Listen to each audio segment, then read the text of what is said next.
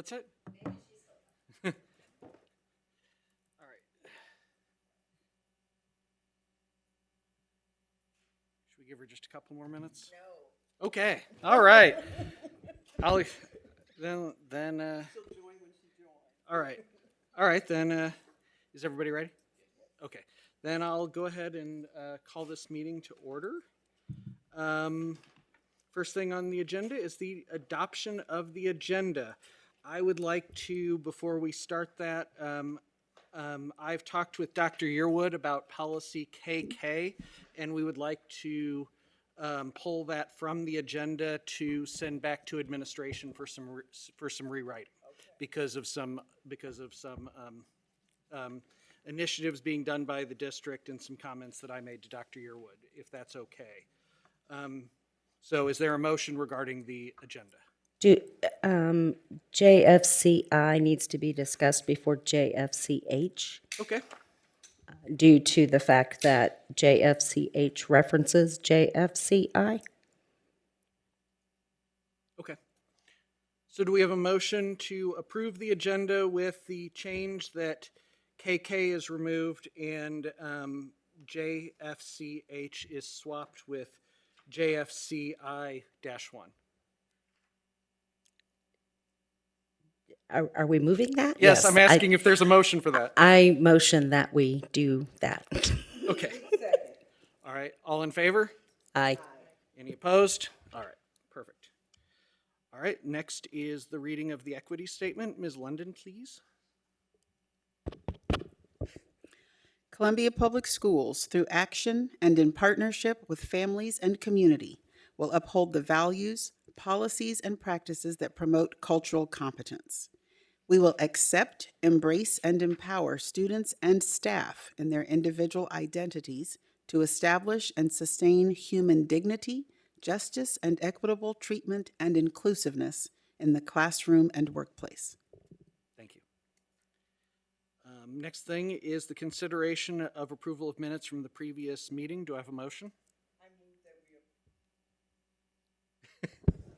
I move that we approve the meeting notes of the last meeting. All right. Do I have a Second. All right. Any discussion? All in favor, please state aye. Aye. Any opposed? All right. That's done. The next is a slate of 4 policies for review without changes. Does anybody have a change that they want to make to any of those? All right. In that case, can I have a motion? I move that we accept 5A through D as presented with no changes. Second. All right. All in favor? Say aye. Aye. Any opposed? All right. Thank you. Wow, we're buzzing through. This may be the quickest we've gotten to this point in the agenda for a while. All right. So the next thing is policy EB safety program.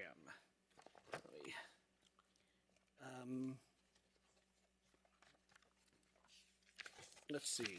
I have a question. Okay, go ahead.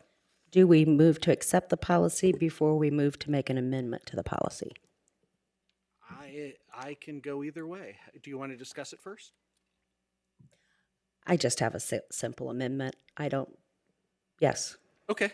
What's the amendment you want to make? Because you could make the motion with that amendment. Yeah, I would like to amend policy EB to state after the word board on the first paragraph to just include the sentence, the cooperation of school, home, and community in providing a safe and healthful environment is encouraged by the board.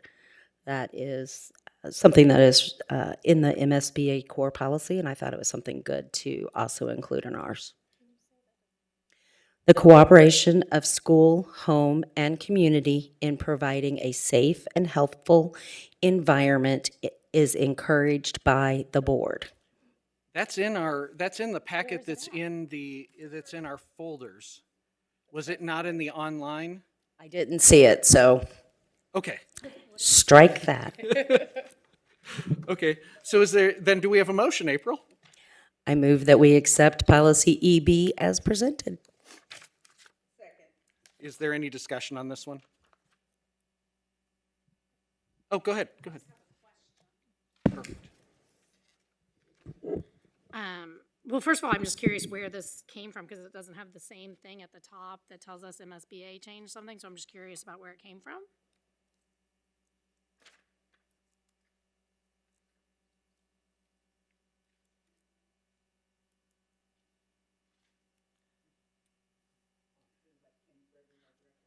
Oh, okay. Oh. Great. Come on over, here, you can, I'm sorry, I didn't. So it came hear all of from the question. it came from administration.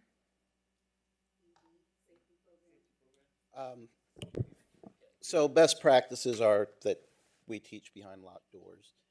We recently did a debrief on the Uvalde incident. And the classroom that he went into, the door wasn't locked. The exterior doors that he had to come through, the doors weren't locked. He checked other doors, and they were locked. So he ended up in there. A lot of things went bad with that incident, but the door was never locked. I go through the schools, probably 80%, 85, 90%, the doors are locked. But there's still a few holdouts, and I've been told it's not policy. So we don't want to have a fight in the classroom, not that kind of fight. We want to have it in the hallways where people aren't, not in the crowded room. So knowing that, I just have a couple of questions about this. So it says that all exterior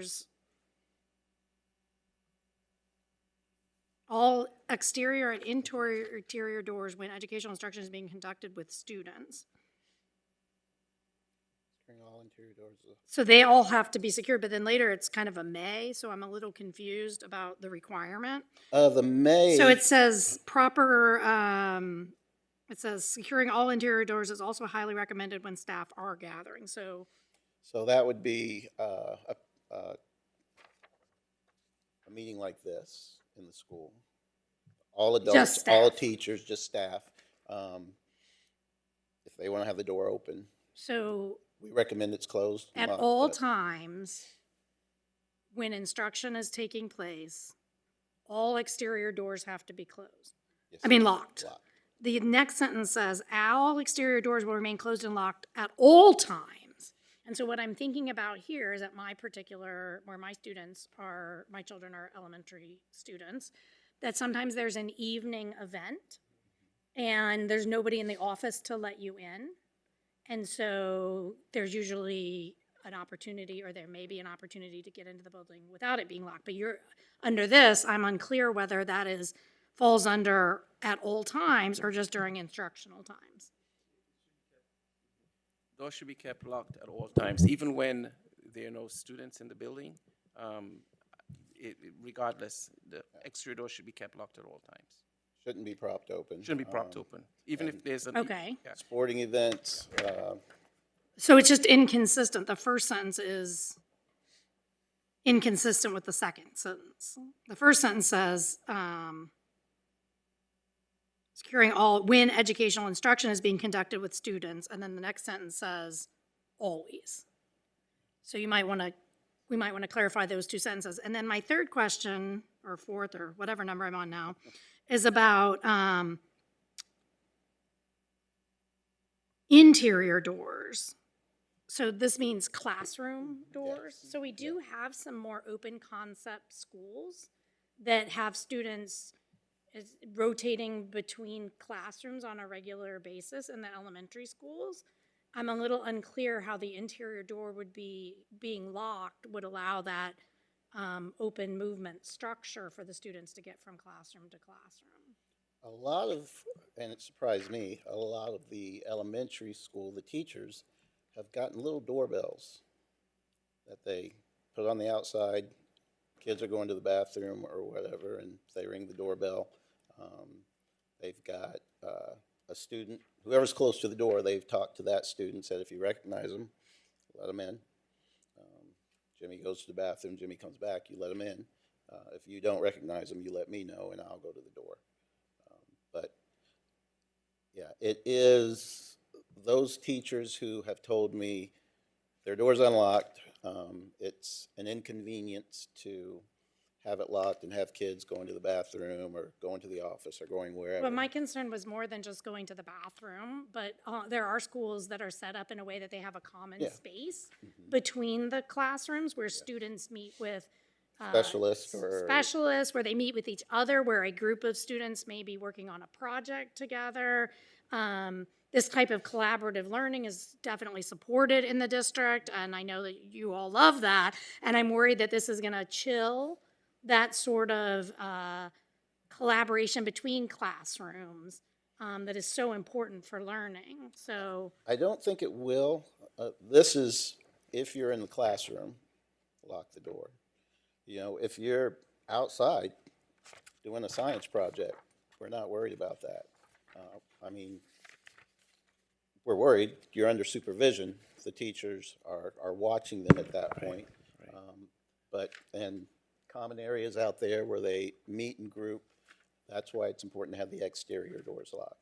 so one thing I focus on when I'm, as a lawyer, teaching education policy reform is when policy and practice are really difficult to put together.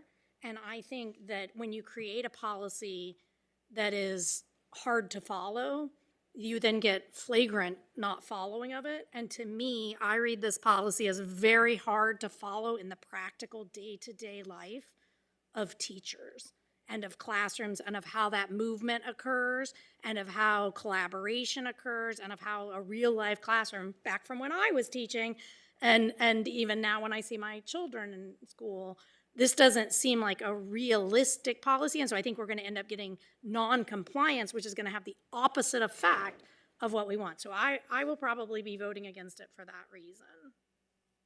And if I may, so my rationale, my thinking on this, all of our school shootings that we've had, no one has shot their way into a room. They don't shoot the glass and reach in. They don't shoot the lock to try and defeat it. It's always an unlocked door. Always. There's never been anyone that shot their way into a classroom. And I think you have definitely persuaded me with respect to exterior doors. So if the policy were either different or at this time didn't address interior doors, you would 100% have my vote. It's the interior doors and the changing of policy to prevent something that may be preventable in another way outside of the scope of what we can do, but at this table, but also which will, I believe, hamper learning. I can just tell you that there are a number of school districts where the interior doors are locked at all times, and it works. I know that at Parkade, when they're changing for math, the teacher walks them over to the math room, and then the other kids come over to the English part section. So it can work. There are some issues. As far as policy, that's every policy. It takes time. It really takes time for things to trickle down. And sometimes we think as adults we know better than the policy. Nothing is accepted. I mean, we're still fighting for many issues in our lives, and policy has not solved that. And I know some of the pods, some of the schools with the pods where kids come to the middle and sit at a table. And actually, most of those schools are teaching with the door locked. And it's working. Like I said, 80, 90% of our classrooms, our teachers are doing it. And it's working for them because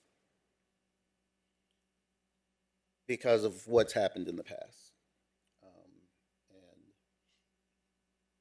And in reality, if a bad person came through that door, I might have one shot at him because I have to worry about all you guys. He doesn't. He can shoot till he's empty because he doesn't care who he hits. But if I'm in a classroom, they're not going to care who they hit. And I may have one shot before everyone jumps around and starts yelling and screaming. And that's normal. But That's why I want to have that incident in the hallway. I, I think what this does is it just codifies what is already supposed to be practice anyway.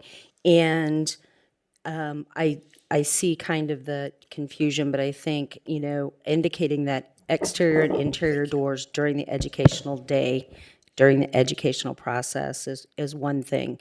Then at all times, exterior doors are also supposed to be, so that covers during the regular school day and at all other times. And then when there's students maybe not in the building, or the teachers are having a faculty meeting or something, they're encouraged to go ahead and have the door locked, but they leave it up to them. And I know that this is a struggle, and I think every policy we have 300 and some odd of them. Our staff does not have these memorized by heart, and it takes some time.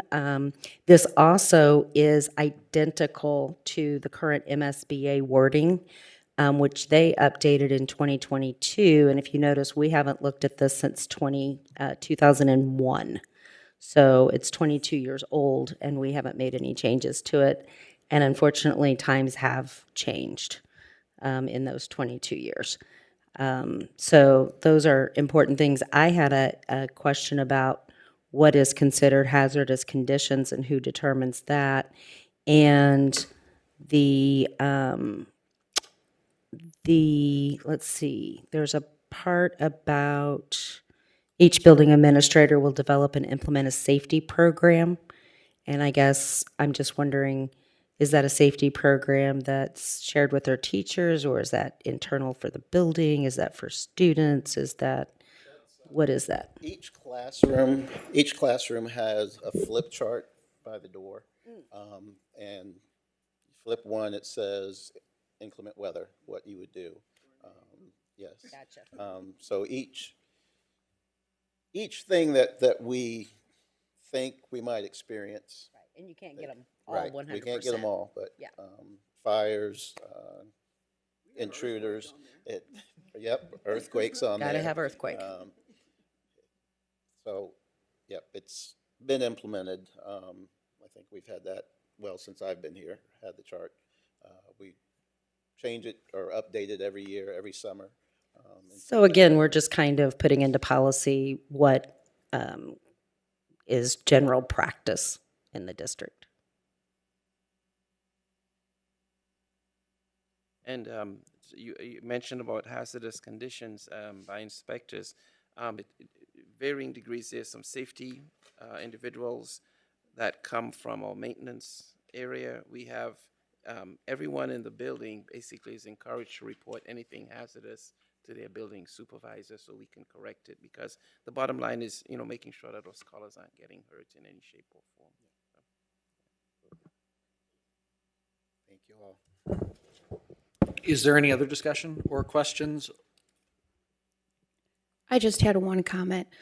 So I just want to speak as a parent of a 5-year-old and an 8-year-old in CPS, that I would rather forego collaborative work to have doors locked than to keep my girls safe and all other children safe, because I believe safety is priority.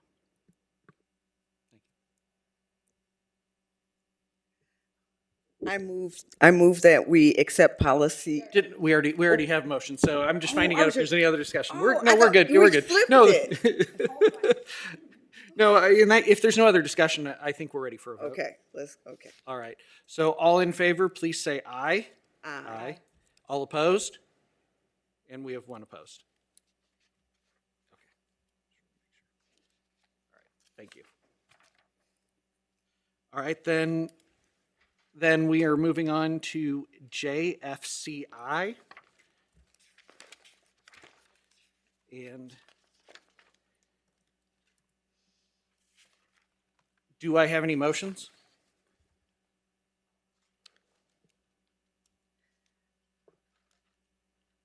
I'm going to have a discussion on changing one of the words, so go ahead, and if you want to move, April. I was going to move to have discussion on it first. Okay, if you want to have discussion on it first, all right, go ahead, April. I mark whenever there's motion. I did a bunch of I realize I'm research chaotic. I today, got it. and I couldn't find it, but in my head, I thought, so JFC I-1 is a new policy to CPS that we're looking at adopting. And it's for districts that don't do random drug testing. But for some reason in my head, I looked in the student handbook, I looked in several other places, and I thought that was something that we had the option to do. So that was just kind of my question, should it be JFC H1 or should it be JFC H2? We don't have mandatory drug testing for all athletes. Typically, when someone seems to be incapacitated, of course, the nurse would do an assessment, and a part of that assessment, of course, would be to determine if there was some sort of drug use. So typically, version 1 is where we tend to fall a lot of times.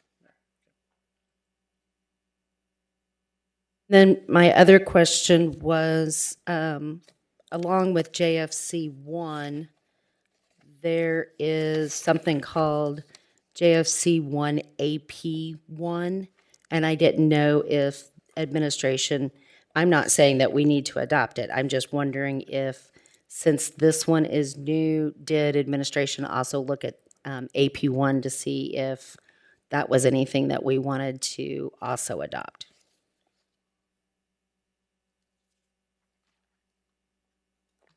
JFCI AP1. It's not going to be in your, Procedure. it's not going to be in your book. Right, it's not going to be in here. When was this policy? MSBA just did these, they just wrote these in December of '23. Okay, so we will have to review and see what our AP piece is.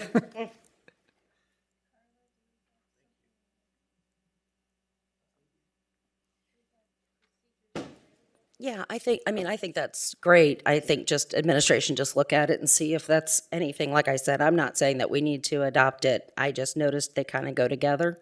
Yeah. And we may or may not want it. That's administration's call.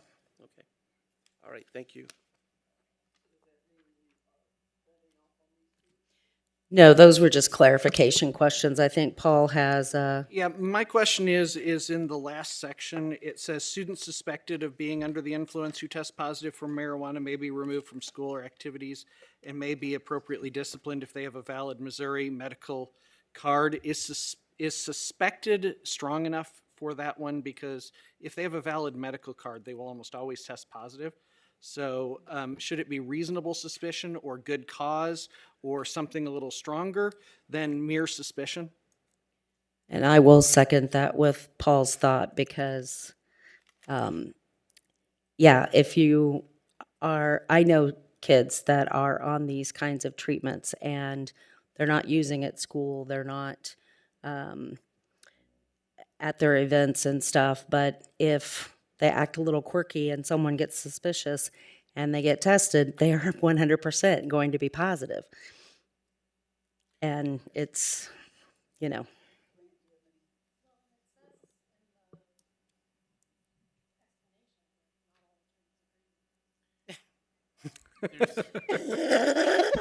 Grant? Couple of thoughts. The issue about what attorneys agree and don't agree with, I think, is a little bit tangential to what you all are talking about. So what you're highlighting is this last sentence about students suspected of being under the influence, who test positive for marijuana, may be removed from school or activities, and may be appropriately disciplined, even if they have a medical marijuana approval, right? I don't think that supersedes or changes what's right above it, which says that the only time that the district can actually do a drug test, so if you go to the first paragraph under reasonable suspicion, drug and alcohol testing, the second sentence of that first paragraph, in accordance with the law, districts administrators may at their discretion utilize drug and alcohol testing to assist when there is reasonable suspicion that a student has consumed drugs. So in my mind, there is no drug testing unless there is reasonable suspicion, full stop.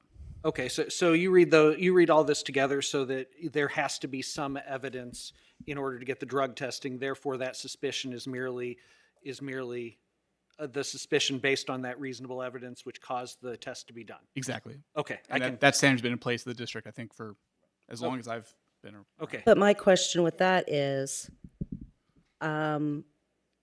you reasonably suspect that you're under the influence and you've done something at school to cause you to be under the influence, and we test you, and you test positive. You're testing positive because you have consumed it 3 days ago at home at the guidance of your doctor or whatever. You didn't use it while you were at school, but we're going to discipline you as if you did. So, speaking hypotheticals, because I think this is all very fact dependent. The way it would work is you have the reasonable suspicion about whether to take the drug test or not. The district has the authority and the ability to discipline a student regardless of drug testing for being under the influence of drugs or alcohol. So they don't actually need, administrators do not need a drug test to confirm whether they impose discipline or not. So those are two slightly different concepts. The drug test, certainly with marijuana, it's difficult to determine from a drug test result when the marijuana was ingested. And so it is not in and of itself determinative if you have a medical marijuana card of potential use on campus. So it in itself wouldn't be the determining factor. But if there are other aspects that played into the reasonable suspicion that led to the drug testing. So to me, that's the distinction is this is all about when can the district impose a drug test. And that's all this addresses. And it requires reasonable suspicion, which has been a standard under the law for ever and ever. So I just have a quick follow-up question. Could someone define what that is? So just thinking about, again, reasonable suspicion to me as a parent sounds very vague. And knowing there are lots of different ways that kiddos might act up, act out. Is there some additional guidance or training that's provided to teachers to make sure it's not just, we know that there are disproportionate impacts for discipline. I don't sort of need to go into it, but just wanting to be maybe clear about what this actually is. I'll just say that the term reasonable suspicion is something that's been defined in case law. So there's going to be, not to give you a vague legal answer, but there is actually a fair amount of legal jurisprudence about what includes and what's not included. I'll let the district speak to the training that individuals receive prior to making any type of a call. But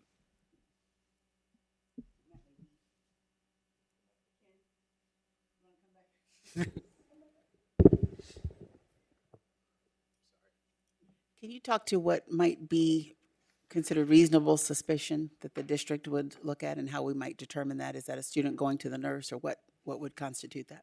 Usually the student will go to the nurse, and the initial reasonable suspicion is a strong odor of marijuana or alcohol, or finding the actual bottles with the student, or the baggie, that sort of thing. We had a sporting event, and a young lady came around the corner and went through the fence and rolled the car. And of course, we had off-duty officers there, and everybody's like, yeah, she's probably under the influence of something. She wasn't. We all talked to her. The officer spoke with her. She'd just gotten her license the day before and just got to drive to the sporting event that day and hit the gas instead of the brake. She wasn't injured, but yeah, we just seeing what had happened, that put that thought in our head. But going to her and speaking with her, it was like, no, we don't need to do anything but call her parents and support her. So, but yeah, a lot of times it's finding paraphernalia, alcohol bottles, those sorts of things to get the whole picture of what's going on for the reasonable suspicion. So it's safe to say there's a level of investigation Yes. before just making a determination. Yeah. And the nurse is part of that. I guess I think this might be what April was getting at, maybe not, but the issue that I have with all of this is I'm okay with the reasonable suspicion, I'm okay with the drug testing, I'm okay with punishing students who test positive, or even if you don't do testing, people can do things at school that can cause them to be punished. I'm okay with all that. What I'm less secure about, and this is where I actually think the attorneys disagree a little, although please correct me if I'm wrong, is are we punishing kids who have medical marijuana cards? Because to me, that's something that our legislature has decided is a medicine or can, and I think like, well, would we punish kids who have ADHD medicine? Would we punish kids that have a prescription for something else? So I'm not sure that I agree that we should be punishing kids who have gone through the process of being identified as needing this as a medication in some way. It's just that last clause. Like, I would just rather see it, even if they, I just cross it out after, even if they have a valid medical marijuana card. Is that more to what you were thinking about, or no? Well, it is what I'm thinking about, even if it's not what you're thinking about. And in those instances, what we've seen is not, the punishment usually is a result of them sharing their prescription. Yes. Although JFCH, which we're going to get to in a moment, talks Yeah, about I was just MSBA's going to say, restrictions. really, the observation that I just made was JFCI has to do with just testing a student, yes or no, and in what situations can we test a student. And maybe there's something there to talk about, removing the appropriately disciplined, even if they have that. But it's about testing, and then GFCH is about actually what happens as a result of them using or, came back from their testing.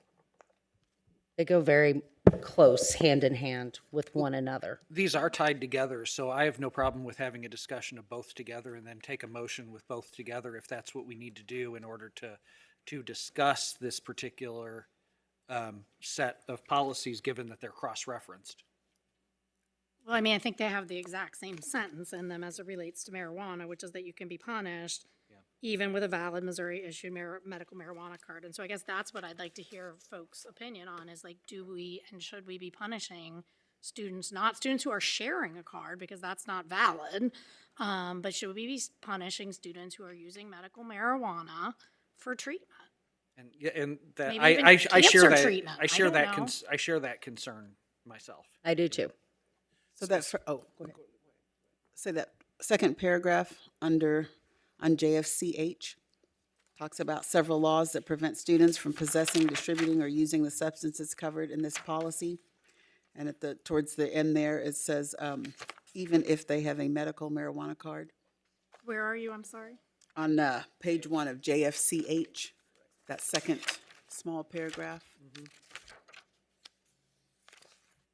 Under the Missouri Constitution, no person under 21 may possess recreational marijuana, and students who are unemancipated and younger than 18 are not allowed to possess medical marijuana, even if they have a medical marijuana card. But that's just possession. They can still, I thought, maybe I misunderstood. Which one is it under? I'm sorry.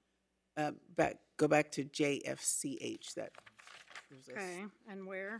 There's the second short paragraph. I think go the other direction if I'm looking at your paper. Second short paragraph, under what heading? JFCH, Yes. student alcohol and drug, on the very first page. 23D update explanation. Oh, Here we go. Sorry. on the, Oh, not so in does- the policy. I misunderstood then. And I guess I'm not so up on the marijuana laws. Our students people under 18 can't have a valid medical marijuana? Because that would moot my point completely if that were the case. So it's, I apologize. here's my understanding of the way the law works.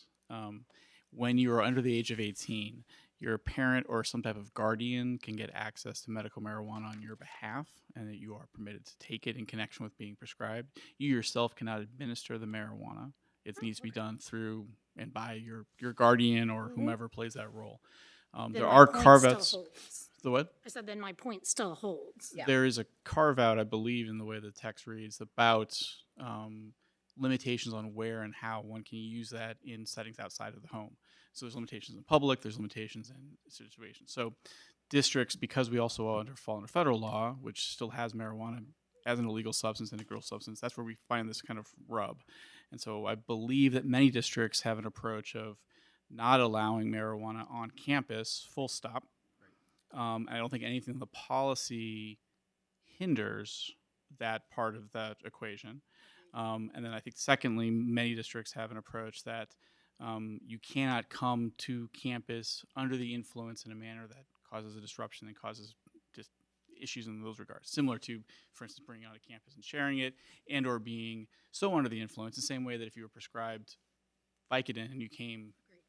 So to me, I think that's what they're driving towards in terms of how that's playing out. So there should never be, under the law of Missouri, there should never be marijuana on campus. Full stop. I agree with all of that, and I don't think that taking those words out would change it about the punishment. Is that correct? Taking which word out? Sorry. Taking out the words that even if they are, even with a valid Missouri-issued medical marijuana card, because that's just on district oh, I see, so that's just on district policy, so that one's fine. It's the only one I'm concerned with is on page 2 of JFC I-1 does not specifically limit the punishment, which is weird to have punishment in 2 different policies, to be honest, agree. But that one allows punishment for suspicion and testing, even with a card. The other one is possession with a card, and I agree, the possession one with a card, you're right, shouldn't be on the, you shouldn't have possession at all, but my issue is only with the one with testing. Yes. Yes, It's the very that's- last line there. We're talking, we're going back and forth between the two. Right now, we're talking about JFCI-1. If you turn the page, that's the policy, and we're really talking about the very last paragraph. So we're not doing, we weren't recommending any of that on the district does not perform random drug tests. Right. Yeah, that's, we're looking at version 1, which is the front page, but that on the back page, I don't think is being considered, right? The front page is the explanation. And the back page is the language of the policy, and really we're really going back and forth on the section labeled marijuana and reasonable suspicion testing. Right, okay. Because that talks, and I think you're right. I think it's partially because it talks about discipline in a testing policy, and I'm not sure if the entire section is needed because we have. Discipline in and the what- other We have policy. And in the separate other discipline. policy, it's limited to the possession Right. and use on the property, which I agree with. Even if you have a medical marijuana card, you can't use it on the property because the law does not permit that. Right. But in the other one, it talks about punishment that's not limited to possession and use on the property. So, you know, when we look at it on JFCH and it says the possession, distribution, and use of marijuana is illegal under federal law. Our schools receive federal funding. And so Correct. we can't break federal law and expect to be receiving federal funds. So there has to be a level of consistency. So if under federal law it's wrong, we can't say, okay, well, we're gonna ignore federal law and permit it here. So that's why it says here, possession, distribution, and use I agree of with all of marijuana. those. So if there's usage, even with a medical marijuana card, there has to be steps taken to ensure that, number one, the smell isn't carried through. It has to be steps taken to ensure that the person is not incapacitated in any way and that they're able to take part in the learning environment. And, you know, I'm sure that the communication between parents and the school, that's where that communication is going to be critical, because if they're saying, my child has to use it to survive, and so on, I'm sure that there will be some, you know, some give and take in that capacity. I agree with everything that you were saying with respect to JFCH, which prohibits the distribution, use, et cetera, on the property. But in the other policy, there can be punishment with a medical marijuana card if, for example, we've already been told you're not allowed to use it away from your parent anyway. If a child is receiving medical marijuana Friday at 5 p.m. when they come home from school under the proper regulations and whatever they're supposed to receive it under at their home, something happens that causes some sort of reasonable suspicion in the next week, drug test comes back positive, federal law does not require that that student be punished. Because federal law, because there's no evidence of, unless the reasonable suspicion gives them evidence. So you're not violating federal law to take out the, even if they have a valid Missouri-issued medical marijuana card in JFCI. I'm willing to keep it in and think it should be kept in JFCH. I would agree with you on that. And it does get confusing because JFCI specifically deals with testing, not discipline. But if you felt it needed to stay in, students suspected of being under the influence who test positive for marijuana may be removed from school or activities and may be appropriately disciplined. Boom. It.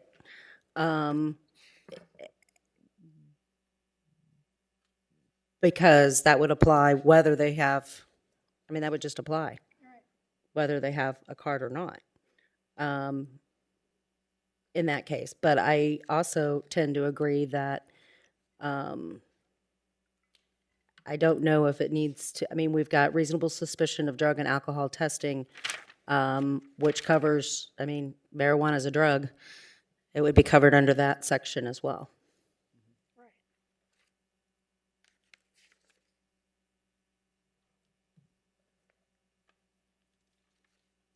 But yes, I think JFCH is personally great. The only thing on there is under the influence paragraph, where it says the district may conduct student drug testing in accordance with policy JFCI.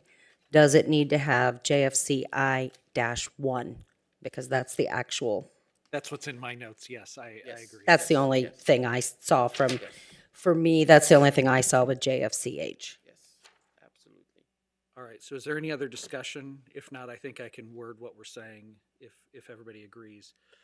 I believe what we're saying is that we would like to approve JFCH and JFCI-1 with the following changes.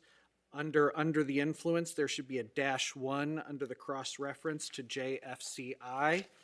And under the very last paragraph, put a period after disciplined and remove the words, even if they have a valid Missouri-issued medical marijuana card. And approve it with those two changes. Is that what I'm hearing? Do you need me to make a motion? I need a motion, yeah. I move that we adopt policies whatever they are. JFCH.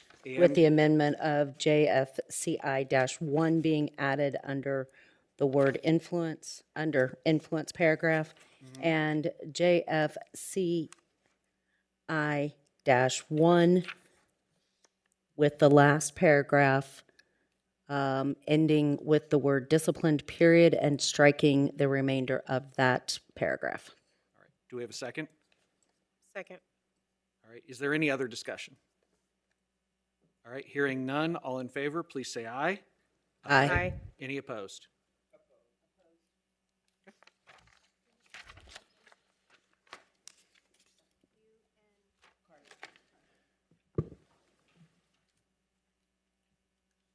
All right. Moving on to JFG, which is student searching. Do we have a motion or discussion? I have a question. MSBA's core policy has a section that includes SROs, and I was just wondering, everything else from that policy is included in the changes that you guys are recommending. I was just wondering why, since we have SROs, if there was a reason why we didn't include those. I can read you that paragraph if you'd like. Sure.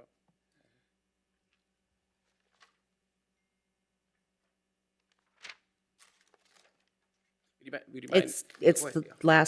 last paragraph in the policy for MSBA. You don't have a copy of it, Anne and Marjorie. The last paragraph says, a school resource officer may accompany district officials executing a search or may perform searches under the direction of district officials based on the reasonable suspicion standard. However, the SRO may choose not to participate in the search if the SRO believes that such participation might interfere with the successful future criminal prosecution of the student. Everything else in JFG is identical to MSBA's core policy except for that paragraph. So there's some, there are varying degrees of SROs. There's some SROs that are actually law enforcement, like we have here, and there's some SROs that are in-house. And although, yes, there's a requirement for the, I guess, the T-close or whatever their T-close, their licensure, they may not have the, I call it, their requirements that a law enforcement official will have. So there may be a slight nuance difference between what are we defining or who are we defining as an SRO. Yeah. Gotcha.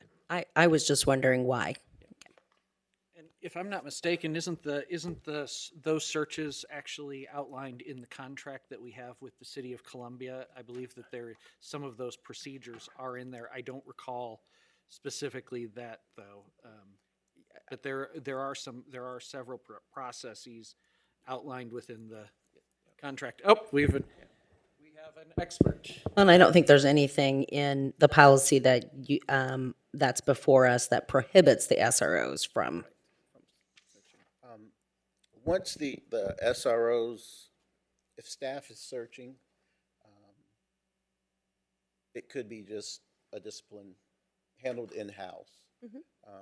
If you have the SROs start doing searches on everything that administration would do, some of those things may become Right. law enforcement issues where administration was just going to do Right. school consequences. So I think it's better not to bring them in Yep. unless we really need to bring them in. Okay. Thank you. All right. Are there any other questions or discussion or a motion? I move that we accept. Oh, go ahead.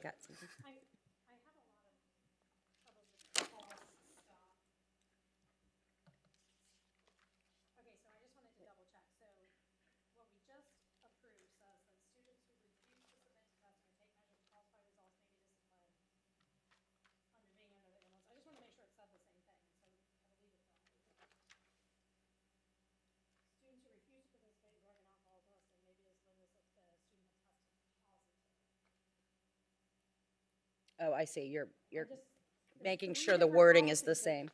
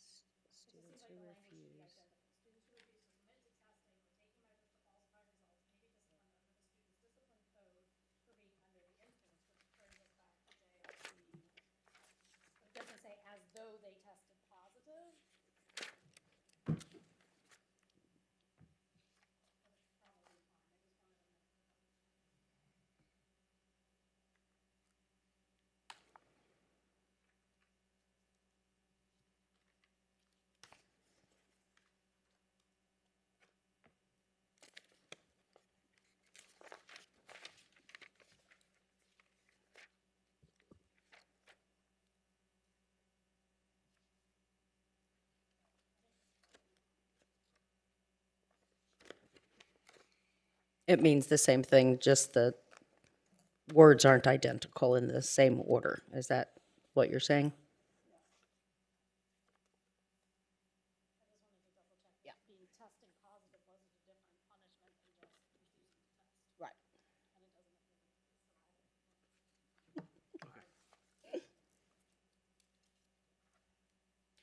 Oh, so I am moving to accept policy JFG as presented. Do we have a second? Second. All right. Is there any other discussion? All right. All in favor, please say aye. Aye. Any opposed? All right. Next is, following a similar theme, JHCD. I move we accept policy JHCD as presented. Do we have a second? Second. All right. Is there any discussion on this one? I compared this to our, the MSBA core policy, and it looks like, in addition to addressing MSBA's stance and federal and state law regarding medical marijuana, it also, you'll see there's a lot of stuff that's struck through, and the policy that is now before us more closely aligns with actually what is MSBA's core policy. So to me, it's just, there are some things when I looked at our original policy that I thought, does this really go in policy? This is more procedure kind of thing. So I think it's great.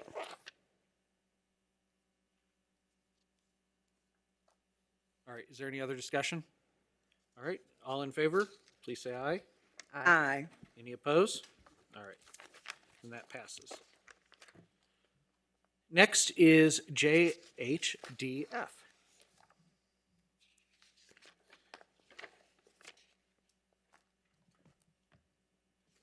I move that we accept policy JHDF as presented. Okay. Is there a second? Second. Is there any discussion? I'll just make a note in your binders. It looks like you guys had a lot of collaboration and input from the directors of counseling and other people in the district that specialize in this kind of thing.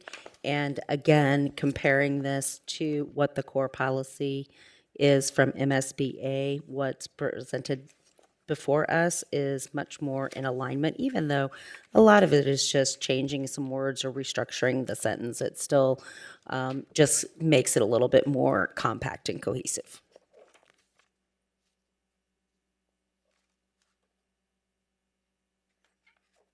All right. Is there any other discussion?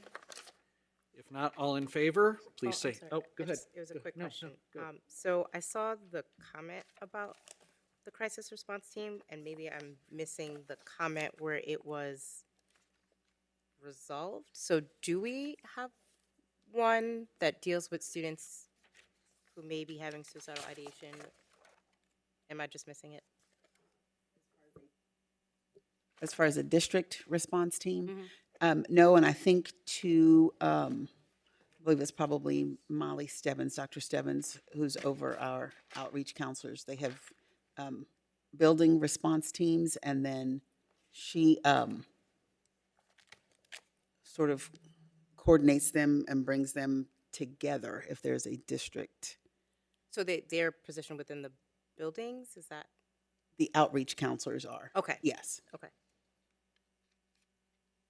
So just for clarification, then the district level CR team is actually an amalgamation of the building CRT teams. That is correct. Okay, okay. Does that need to be clarified? That's a question. I don't.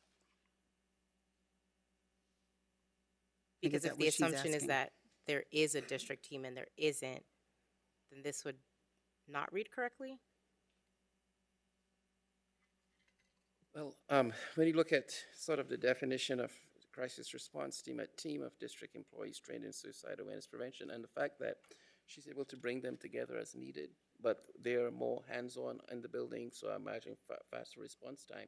But as needed, there are times that she has to pull them together to move to action. Yeah.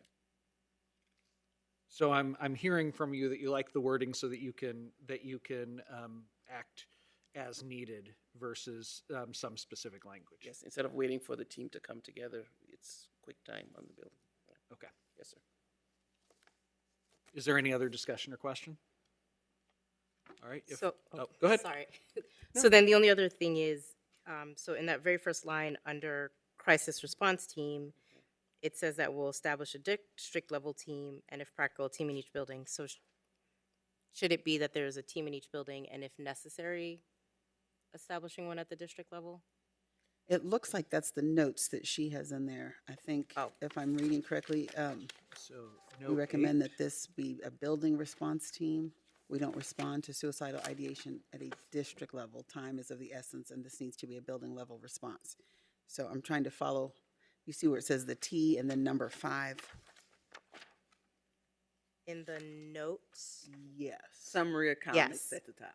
So Dr. Dwayne May Williams, is that what Oh, you're I talking see, about? okay. where you see So where- then should we be changing it to building response team? I think that's their Their recommendation, recommendation. okay. Yeah.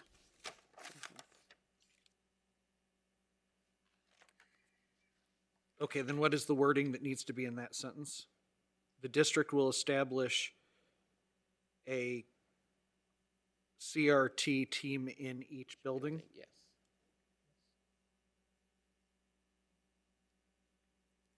You looking at number 7? Is that where you are? Yeah. Okay. I think their recommendation It- was each building will establish a building level Response team. BRT A BRT. led by outreach and/or school counselors was their recommendation in the notes there.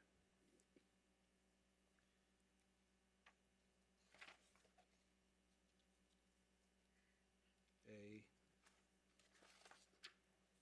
Oh, can we wait on this? This is too many notes. Sticky notes. Okay, yeah, let's, is there anything that would prevent us from going ahead and moving it to the next agenda just so we can? No, that's fine. Okay. Yeah, yeah. we can- Is everybody, is April, you're the one, April, you're the one who had the motion? So I move to remove my motion, right? Or Rescind to my amend your motion to move it to the next agenda? I move to amend my motion to discuss JHDF at the March Policy Committee meeting. All right. All in favor, please say aye. Aye. Aye. All opposed? All right, so we will move that to unfinished business for next month, and that'll give us a chance to make maybe some of these edits that the counselors requested. All right, thank you. All right, so we have unfinished business. BCE, we were not, as a board, we wanted to discuss that. We were not able to do that, so that needs to remain on unfinished business, and we don't need to discuss it today. That'll have to be moved to next month. Motion for that? And does everyone agree that that's okay, because we didn't get a chance to, I'll just do it by acclamation if there's, unless there's an objection. Okay. Because we had said that we were moving it to this month because to give the board a chance to discuss, and we didn't get a chance. Right, we haven't had a chance to discuss that as a board, because we wanted more input from other board members Right. on the And- thoughts. And we 'cause just I think could there's a not lot get of it on different thoughts. the work session. Work session this time was just too packed, and we were already out of time as it was, so. We just need like 80 hours a week for the board to work is really what we need. So we'll move that to next month. So BDDH, we had a discussion last time. We amended it, and all of the amendments as discussed in the last meeting are in here. And so does anybody have a motion or discussion on BDDH? I move that we send policy BDDH-1 to the next regular session school board meeting for first read. Thank you. That's what I was going to say. Thank you. Do I have a second? Second. All right, and just for clarification, the goal is for that to be on the board agenda next month to allow the public to view and see it and comment as necessary, and then it will be on a subsequent meetings after the public has had a chance to comment to the board about this motion, which is the first read versus the second read. So is there any discussion about BDDH as drafted currently? All right, all in favor, please say aye. Aye. Any opposed? All We right. don't have to put it on the policy agenda for the 5th meeting. Yay. All right, thank you. All right, so we have policy BI, which removed some language that we had questions about last time. Do we have a motion on BI? I have a question on BI. Last month, the question on BI and BJ came up related to the National School Board Association and MSBA being, if they were still associated with that. And so administration was going to look at that and bring BI and BJ back to us. My question is, I'm wondering where the language, because MSBA's current policy was adopted in 2022, which is all the stuff that's marked out in red. All the stuff that we've added, is that something that Grant worked on, or? It's not, well, then they're not updating their website. Because it's not the, For CPS. oh, MSBA drafted this for us. Okay. Okay, yeah, BJ is actually, I think the same as what they currently have online, but BI wasn't or something when I compared them today. So, thank you for that clarification. All right, do I have a motion or I further move that discussion? we accept policy BI as presented. Do I have a second? Second. Any other discussion?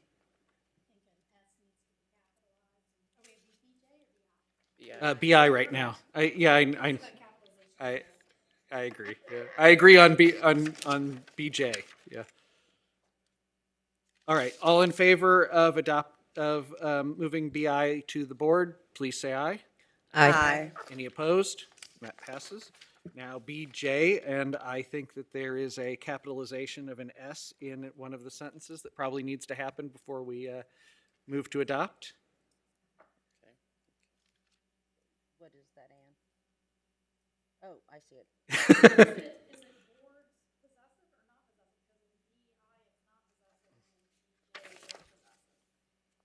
Missouri School Boards Association. Missouri School Board Association. Right. The website. It's the whole Taylor Swift thing right now, right? Yeah. Is there an apostrophe or is there not an apostrophe on Missouri School Boards Association? I'm almost positive there's no possessiveness to it. So then it needs to come off of BJ. Double checking. Well, I stand corrected. And it needs to go back onto BI. Their formal logo does have a possessive. Okay. It's the Association of the School Boards. Yes.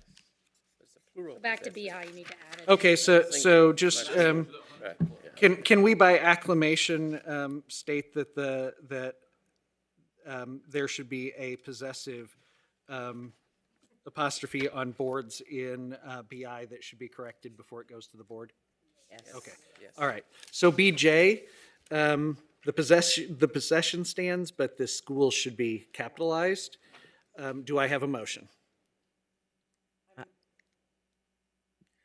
I move that we accept BJ with the changes of the possession on boards and the school being capitalized. Second. Any discussion? Okay, all in favor, please say aye.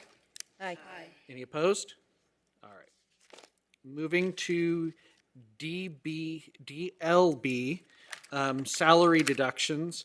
I know that April had sent me an email and she had a question about this one.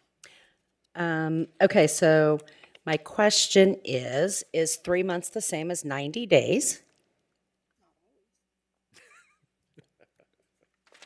because we have members of the bargaining unit must report discrepancies within 3 months. So my question is, 90 days. is that 90 days or is that 3 months? Or do we care? I mean, So there's some months, obviously, the Right. obvious, right? Right. So I think giving them opportunity to have more time, I think it's fine. So, I mean, it'd be Right. 3 months from the time that, the discrepancy or whatever occurred. So I like to give more time if, instead of less. and then my other question is, my other question is, I know, so what does immediately mean? And do other types of employees have different guidelines? Like, if I'm a custodian, do I have 1 month to tell you that it's wrong? Or if I'm a principal, do I have 5 months to tell you that it's wrong? Is there a difference between any of our? There shouldn't be, because it says the Board of Education prohibits improper pay deduction. Right. Employees, which means everyone, as long as you're a CPS employee, you have the opportunity to report this to the through the chief financial officer. Now, in here where it says, yes, I can see the discrepancy. Members of the bargaining unit must report discrepancies within 3 months, however, after close of fiscal year. So, Yeah, previously it just said should immediately report, and my question whenever I first pulled this policy was, what does immediately mean? And I did know that the CBA references a certain time period, but I didn't know if there was differences between employees, and what's immediate, reasonably immediate to one person may not be reasonably immediate to another person. Their definitions may be different. Grant? Do you have a thought on the word immediate? No. It's entirely up to y'all if you want to put some type of. I mean, I don't know. I'm just, Honestly, you guys are the ones honestly, who have to we- implement and, yeah. So, We have one group of employees that we're required to give a certain amount of time for. I think that aligning everybody to have the same expectation in this particular policy makes a lot of sense versus having two different standards. so are you suggesting any change to this policy? I am thank you, April. That's my line. I'm suggesting that instead of saying members of the bargaining unit, it should say employees, all employees. all employees. I think it certainly makes it clearer because certainly if I'm a new employee and I'm looking at this, I might reasonably think that there is a difference by noting that it is specifically calling out members of the collective bargaining unit. Agreed. And does the collective bargaining agreement say 3 months or does it say 90 days? 3 months. says 3 months. Okay, then we should keep in 3 months if that's the way it states in the CBA. Is that what it says? The CBA, it currently says you have to report pay discrepancies within 3 months, not 90 days, right? Months. Okay. Right, at the end of the school year. Wait, Okay. does it say month or 30 days? Because They haven't actually, that's Okay. something that they're adding in with this whole collective bargaining thing that came up. Okay. Because there was an issue last year. Yeah. Okay. So they're clarifying that. All right, so the discussion was change the word members of the bargaining unit to all employees. Is there any motion that needs to be stated? I move that we accept policy DLB with the change under the paragraph improper deductions. The second sentence will say all employees. It's the third sentence. Is the third sentence? Okay. Yeah, there's a third sentence. All employees must report discrepancies. Strike out the words members of the bargaining unit will no longer apply. Do I have a second? Second. Is there any further discussion? All right, hearing none, all in favor, please say aye. Aye. Any opposed? All right. And finally, IND, we had a discussion several months ago, and this is now back after being reviewed by administration. Do I have any discussion or a motion?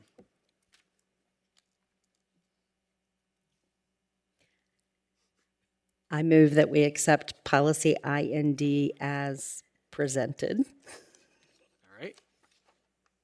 Is there a second? Second. All right, is there any discussion? I just had a question. Uh, Consider whether there were any additional holidays or days that we as a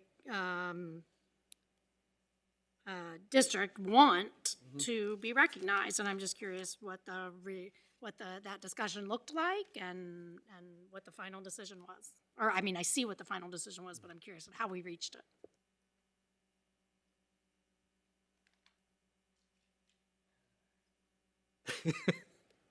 Dr. Yearwood? Dr. Yearwood? Can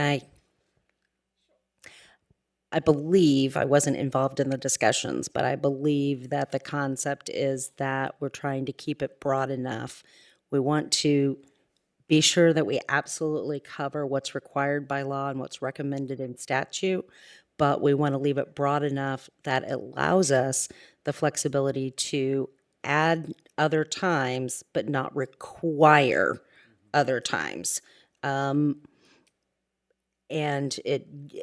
you might have cases from year to year that the calendar falls in such a way that it prevents recognition of one thing, but the next year we're going to do something, some event or some class around at a date. And it gives us the flexibility. Actually, Dr. Yearwood, that's actually what you told me about a month and a half ago. So that actually is, yeah, we're good. So this, oh, you go. I understand and acknowledge that. I think as I observe some of the conversations around what we do or don't make space for in the learning environment, I think, and again, not wanting to have a list that's 30 pages long and recognizing that. And this is probably a problem for some future board, but just wanting to keep in mind what we prioritize and what we don't and what's written and what that means for what might come off the table later. For example, events during particular months of the year that folks might opt out of. And then, I know that's the conversation in the other direction. I'm sure all of you are very aware. I just wonder if this is an opportunity to demonstrate what, again, as we've been saying, what those priorities are. But understanding that this could go on all day, and I recognize what has been provided as the final list. I just want to make that, point for the record. I want to take that a step further.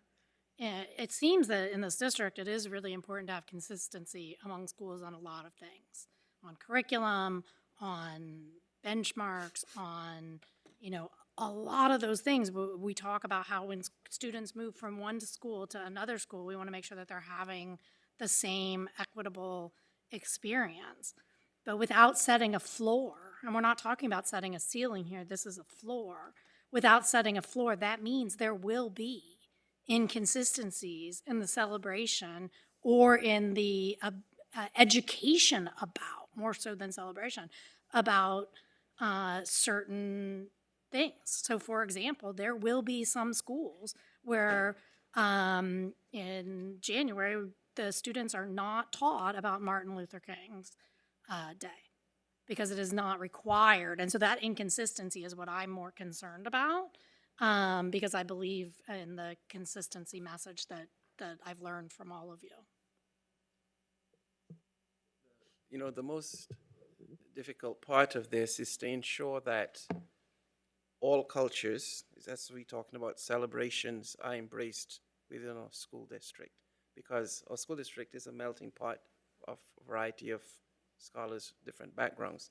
So sort of how do we capture that to ensure that, you know, there are celebrations around or Black culture or Hispanic culture or Eurasian culture or Native American. I'm sure I'll forget one here, so, and I don't want to go on and on. And I think it's going to be important that we recognize that in some shape or form and be able to somehow start addressing that, because to me, the importance is when we learn about each other, we appreciate each other more instead of seeing each other as something different. So again, that is sort of a long-term wish that I'd love to see happening in our schools, to where we do put an emphasis on how do we celebrate each other, appreciate each other. I think I used the wrong word with celebration because it's really about education. And I guess my concern is by taking no stance, we're saying the minimum floor that's, you know, we're moving it up a level of government and just saying whatever the Missouri legislature decides, that's what we'll do as a minimum. And I don't think it's just about culture. Like President's Day, I don't think, wait, let me check. There's no requirement that there's any education as it relates to President's Day. So it's not really, in my mind, just about culture. But I think that we have, and I know when I'm going to lose a vote, so I'm good with that.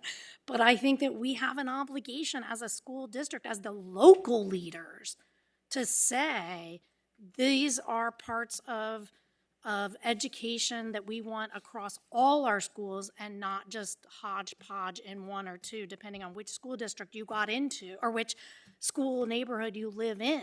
Depends on whether you learn about this or don't learn about this. So I just really feel so strongly, and not just limited to cultures, but I think that it's our obligation to take the time to form a committee to look at those things and think about how we're going to do that. And so I hope that dream comes true and that you get to that while I'm still on this policy committee. All right, is there any other discussion? All right, all in favor, please say aye. What, can you remind us? Oh, the what motion exactly is to yeah. adopt IND as recommended by administration. So all in favor, please say aye. Aye. All opposed? Nay. Hey. Three nays. 3 nays. 3 nays.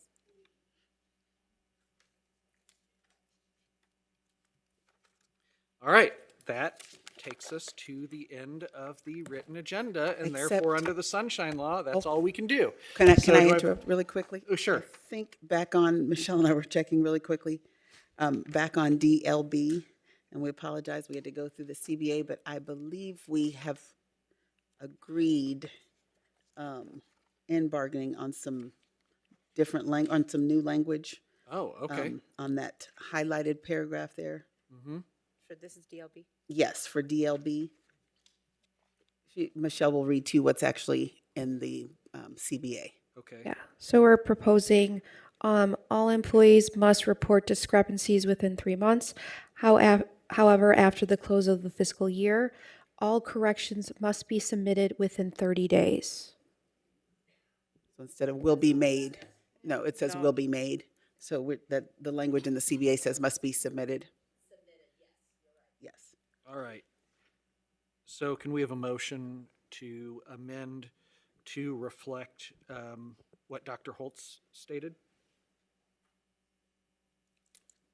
I need to ask a question. So currently it says, however, after the close of the fiscal year, no corrections will be made after 30 days. And what do we need to change it to? Yeah, so after that comma, all corrections must be submitted within 30 days. All corrections must be submitted within 30 days. Okay, so do we need to make an additional motion on DLB? Yes, to bring it, how about this? Okay, I move to reconsider DLB in order to make an additional amendment of all corrections must be submitted within 30 days in the green section to replace no corrections will be made after 30 days. Second. All right, is there any discussion?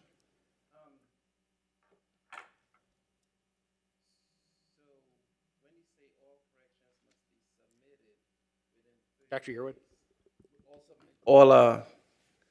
All corrections to be submitted within 30 days. What this was saying here is that after the close of the fiscal year, 30 days after the close, we're cutting it off. And if you say after the close, all corrections must be submitted, does that mean that employee submits, because this was basically making it like, I submit a correction and within 30 days from the close, and please correct me if I'm wrong, from the close of the fiscal year, that's when a determination is going to be made about whether we're going to have things corrected or not. But if the way it's reading now, it means that at the close of the fiscal year, I have 30 days to submit for a correction. Am I mistaken with that? I could be totally off with that. So I think what it is there's two parts here. Okay. You have 12 months in a year, and employees will have 3 months to report any discrepancies. Okay. However, when the fiscal year ends on June 30th, they have 30 days to submit a discrepancy. So as long as I submit it within 30 days, so that would be July 30th, the district can still process that, because I might email you on July 30th and say it's wrong, but you might not be here to get that email to know that it's wrong. So that allows the employee to notify the district within 30 days. But if it's a weekend or the person who takes care of that isn't there, it doesn't prevent them from the district from correcting that just because they didn't get the email until the 3rd. We didn't want to penalize our employees. For example, if someone in payroll was on vacation and didn't receive until after they got back, that we would still process the change. Okay. Submit. Okay. Got it. Okay, is there any other discussion? All right, all in favor of this amendment, please say aye. Aye. Any opposed? All right, now we have exhausted the agenda. Do I have a motion? Second. All right. All in favor? Aye. We're adjourned.